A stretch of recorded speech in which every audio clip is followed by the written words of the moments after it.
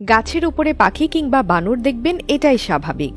কিন্তু হঠাৎ যদি দেখেন গাছের উপরে নিচে নানা ডালে ছাগলেরা আয়েশ করে দাঁড়িয়ে আছে, ফল খাচ্ছে, তাহলে নিশ্চয়ই চমকে উঠবেন। তবে এ ধরনের দৃশ্য দেখতে চাইলে আপনাকে যেতে হবে দক্ষিণ পশ্চিম মরক্কোয়। এমনিতেই পাহাড়ি এলাকায় ছাগলেরা খাড়া পাথুরে ঢাল বেয়ে উঠতে পারে অনায়াসে। এদের এই পাহাড়ে চড়ার বড় কারণ খাবারের সন্ধান করা। মরক্কোর ছাগলের গাছে ওঠার ক্ষেত্রেও একই বিষয়ের ভূমিকা আছে, সন্দেহ নেই। কারণ খরাপ্রবণ এই এলাকায় খাবারের খোঁজ মেলা এমনিতেও কঠিন। সেক্ষেত্রে অর্গান গাছে চমৎকার ফল মেলে। বিশেষ করে জুনের দিকে এই ফলগুলো যখন পাকে, তখন ছাগলের পোয়া বারো। এ ধরনের গাছ 25 থেকে 35 ফুট লম্বা হয়, বাঁচে 150 থেকে 200 বছর। কাটাময় এই গাছগুলোতে ওঠা একটু কঠিন হলেও ছাগলেরা এ গাছে ওঠায় দক্ষ হয়ে উঠেছে। বলা হয় শত শত বছর ধরেই এভাবে গাছে উঠছে তারা খাবারের খোঁজে।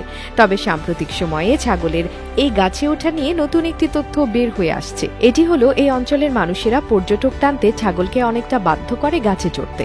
এজন্য নাকি এদের এমন কি প্রশিক্ষণও দেয়া হয়। তবে গাছে চড়ায় দক্ষতা অর্জনের পেছনে এখানকার ছাগলের শারীরিক কাঠামোরও বড় ভূমিকা আছে। ছাগলের খুর দ্বিখণ্ডিত, এরা প্রতিটি অংশের 2টি করে আঙ্গুল ছড়াতে পারে সহজে।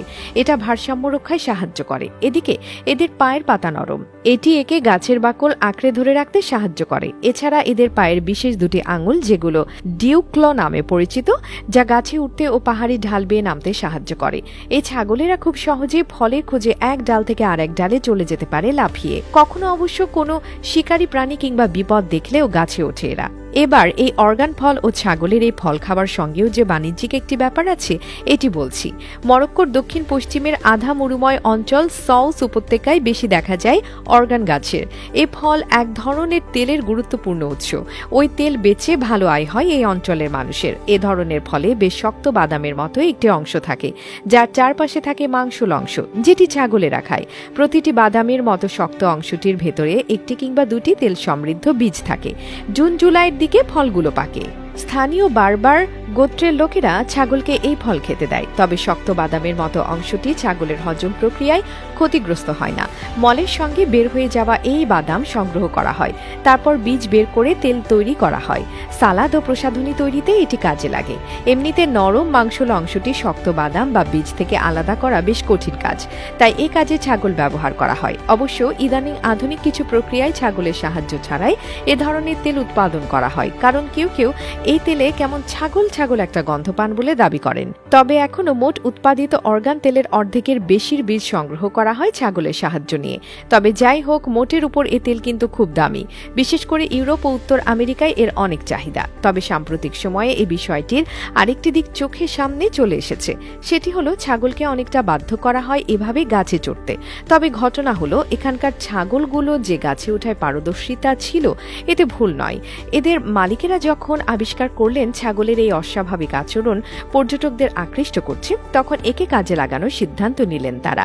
তাছাড়া গত 1 দশকের খরায় মারাকেশ সাফির পশ্চিমে ফসল উৎপাদন কঠিন হয়ে পড়েছে কৃষকদের জন্য। ফলাফল হিসেবে অনেকেই পর্যটকদের থেকে 2 পয়সা আয় করতে ছাগলকে গাছে চড়াতে শুরু করলেন।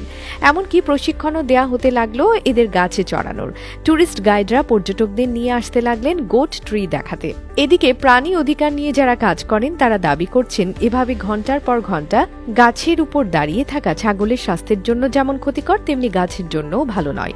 অবশ্য ওই এলাকার কোনো কোনো কৃষক সাম্প্রতিক সময়ে এভাবে ছাগলকে প্রশিক্ষণ দেওয়ার কথা স্বীকারও করেছেন। এদের একজন জাওয়াদ বেনাদ্দি। তিনি বলেন, 2019 সালে গম চাষে ফলন কম হওয়ার পর এভাবে ছাগলকে গাছে চড়াতে শুরু করেন। ভালো দিনে অন্তত গোটা 10 গাড়ি দাঁড়িয়ে পড়ে ছাগলের এই গাছে চড়া দেখতে, আর $20 মতো আয় হয়ে যায় সেদিন তার। আমার 6 মাস লেগেছে ছাগলগুলোকে এই প্রশিক্ষণ দিতে। এরা খুব চালাক, অনেকটা মানুষের মতো। এরা কেবল কথাটাই বলতে পারে না, এই যা বলেন বেনাদ্দি। তবে ঘটনা যাই হোক, ছাগলের এই গাছে চড়া কিংবা এক ডাল থেকে আরেক ডালে লাফিয়ে যাওয়া দেখাটা বেশ মজার, তাতে কিন্তু কোনো সন্দেহ নেই। তাই মরক্কো ভ্রমণে গেলে গাছে চড়া এই আশ্চর্য ছাগলগুলোকে দেখে আসার সুযোগ হাতছাড়া করবেন না আশা করি।